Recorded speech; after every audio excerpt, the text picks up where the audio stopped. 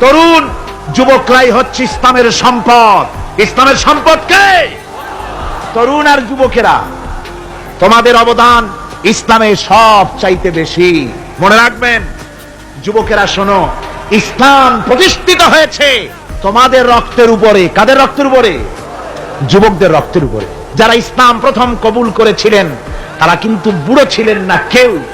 প্রথম যে ব্যক্তি ইসলাম কবুল করলেন হযরতে সাইয়্যিদুনা আবু বকর সিদ্দিক রাদিয়াল্লাহু তাআলা আনহু, বয়স ছিল 37 বছর। 37 বছর বয়সে দাঁত টাত পড়িয়া খুনখানা বুড়া হয়ে গেছিল নাকি?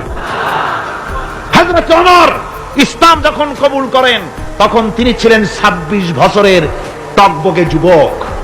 যৌবনের রক্ত পা এবং মাথা পর্যন্ত শিরায় উপশিরায় ধাবমান এই যুবক হযরত ওমর 26 বছর বয়সের সময় ইসলাম কবুল করেন।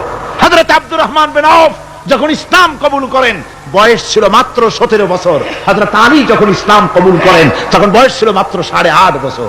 তোমাদের মতো তরুণেরা, যুবকেরাই সর্বপ্রথম কলেমার পতাকা ধারণ করে রাসূলকে সাহায্য করেছিল। সুবহানাল্লাহ।